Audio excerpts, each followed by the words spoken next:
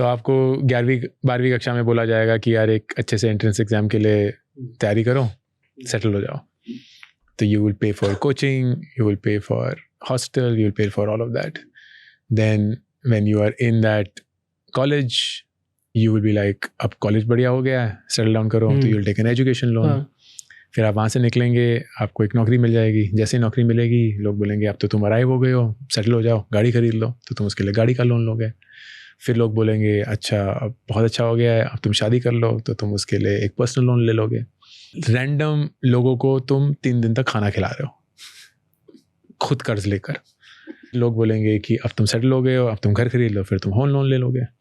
फिर बोलेंगे अब तुम बच्चे करो, तो तुम फिर बच्चे पालने के लिए उनकी स्कूल फीस भरोगे, उसके लिए कहीं लोन ले लोगे, उनकी एक इंश्योरेंस पॉलिसी ले लोगे, उनके लिए कहीं एक इन्वेस्टमेंट प्लान ले लोगे. तो if you think about it, at every stage we've basically been sold what needs to be the next phase of this script.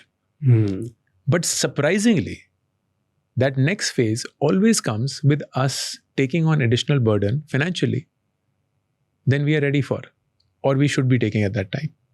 And we have completely normalized and legitimized that. तो बिल्कुल normal है. Like गाड़ी के लिए loan लेना बिल्कुल normal है. शादी के लिए पर्सनल लोन लेना बिल्कुल नॉर्मल है. शादी पे लाखों करोड़ों खर्च कर देना, ज्वेलरी खरीदना, लोगों को गैर अजनबियों को खाना खिलाना बिल्कुल नॉर्मल है. आप एक घर का लोन लेंगे बिल्कुल नॉर्मल है. फिर आप अपने बच्चों के लिए एजुकेशन लोन लेंगे बिल्कुल नॉर्मल है. आप उनकी कोचिंग की फीस भरेंगे बिल्कुल नॉर्मल है.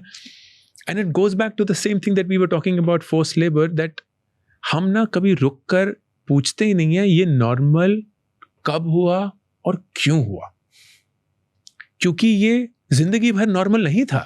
इस दुनिया की हिस्ट्री में एक लोन लेना एक बहुत रीसेंट फिनोमेना है.